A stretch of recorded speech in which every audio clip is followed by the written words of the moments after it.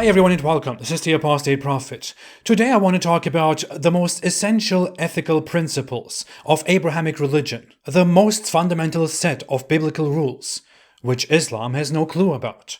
Yeah, I just don't know how I can say this without belittling Islam. I'm not even trying, all I have to do is explain Islam. Islam is little.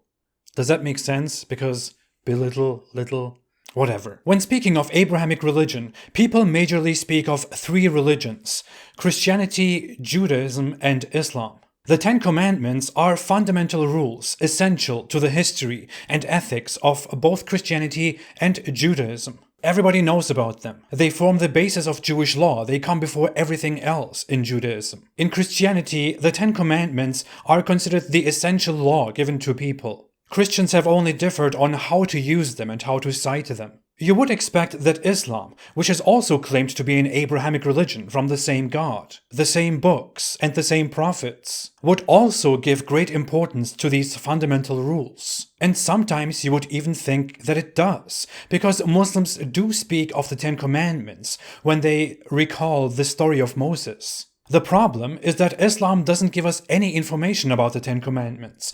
It seems that Islam is rather ignorant about this topic. I would love to ask Muslims the question, what are the Ten Commandments? Can you count them? Oh, you shall have no other gods before me, you shall not murder, you shall not steal? Interesting. In which Islamic text did you find that? It was not in an Islamic text? You found it in the Bible? That's strange. What are you supposed to say about the Bible? That you neither believe nor disbelieve in it, because the Bible is supposedly unreliable and corrupt according to Islam, right? Because the Jews and Christians supposedly corrupted their scripture at some point in history. It's just very hard to tell when and how and why. So all the information on the Ten Commandments comes from the Bible, and as a Muslim, you are not supposed to read the Bible. Islam can give you no information on what the Ten Commandments are.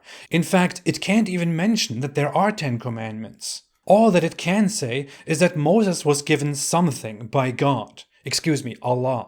So think about this. Moses and the Ten Commandments are an essential part of Abrahamic monotheistic religion, a fundamental part of the history of religion, of morality, of the law. But it is absent in Islam, and Muslims have to look at the corrupt Bible to find out about their existence. According to the biblical tradition, the Ten Commandments were given to Moses on the Mount of Sinai after the Israelites escaped from Egypt, where they were enslaved. God communicated with Moses directly, made Moses lead his people out of Egypt, cut off the enemies that followed them, and on Mount Sinai, God gave Moses the Ten Commandments, followed by God's covenant agreement with the Israelites. This journey is described in so much detail in the Bible. Mine is just a very poor oversimplification. Oversimplification.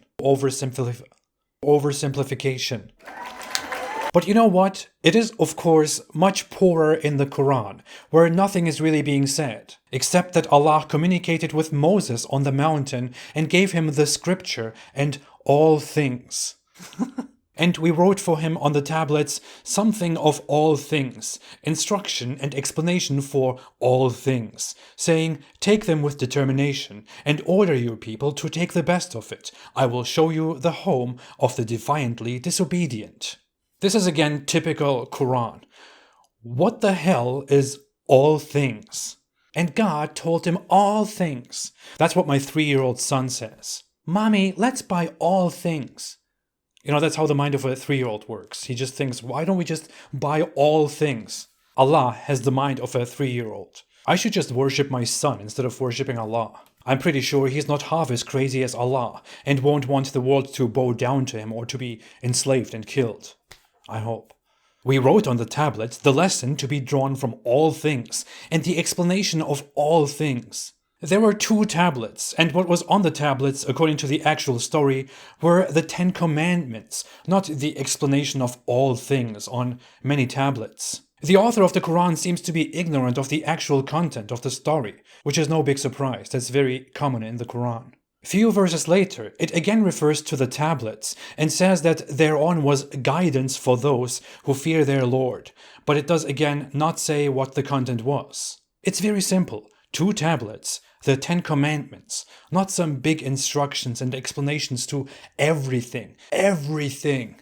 all things.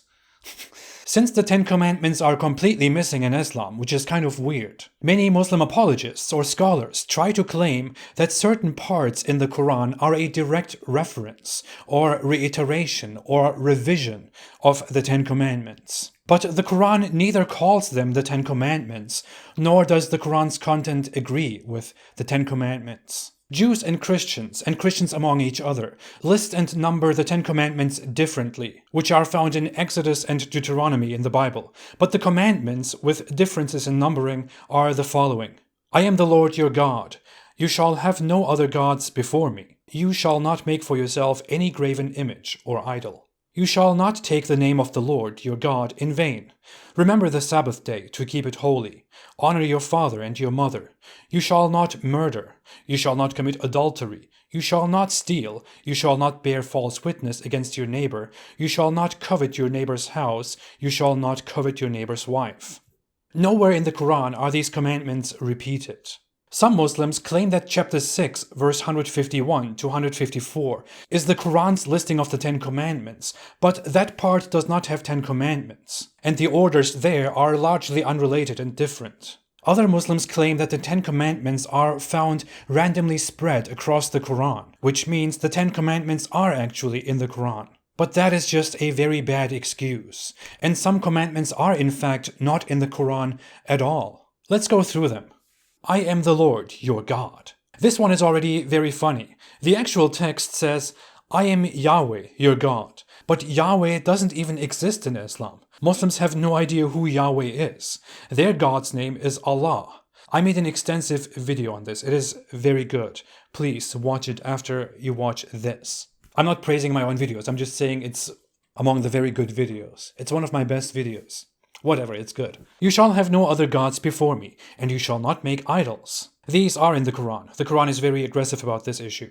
You shall not take the name of Yahweh, your God, in vain. Islam doesn't have such a concept of not taking God's name in vain, because God's name, Yahweh, doesn't even exist in Islam, as said, which completely destroys Islam. But I have already presented that, and I will do so again and again. The Quran never puts an emphasis on not taking Allah's name in vain, which is why Muslims don't really have such a concept. They're not very careful about the name of Allah. They just randomly use it when they are angry, when they're surprised, happy, whatever. Remember the Sabbath day. This one is very strange, because while the Quran mentions the Sabbath, it says that the Sabbath was only appointed for those who differed over it, meaning the Jews and the Christians. Why? No clue.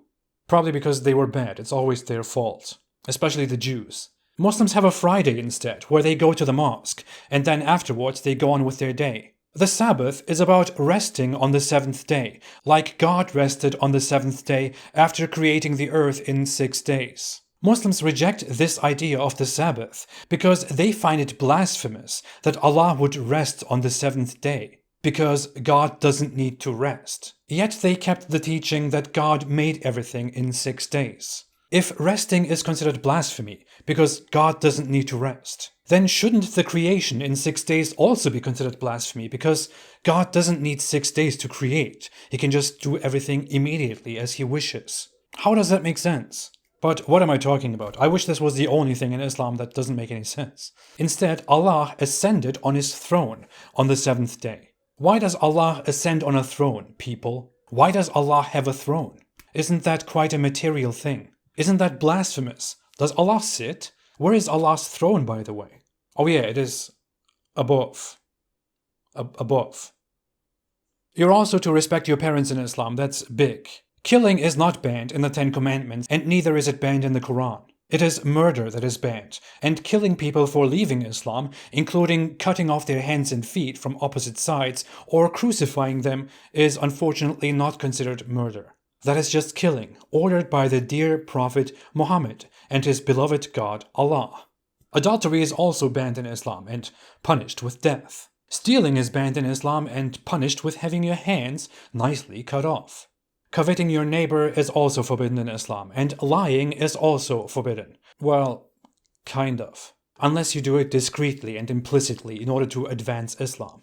Too complicated of a topic, I will come to that. So these parts kind of check out, and these rules also exist in Islam.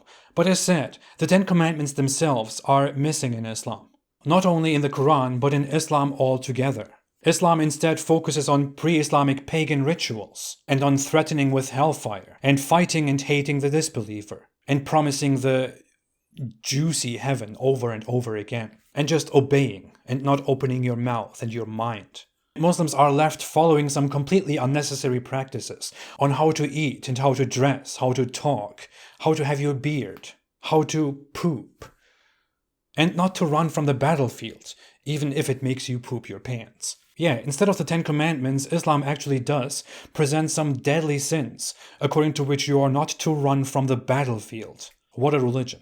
This whole topic is one of many aspects which make me think that Islam is a very un-Abrahamic religion that is built on pre-Islamic polytheistic origins, while unsuccessfully hijacking Abrahamic religion. I will get back to demonstrating that further. For now, thanks for watching. If you like this video, don't forget to like, to subscribe, and to share. Most of my videos are not monetized. If you want to help me make more videos and more projects, then please consider supporting me on Patreon. I appreciate all your support very much, and thanks to all those who support me on Patreon and otherwise. I will be back soon. Have a great day and stay away from Islam.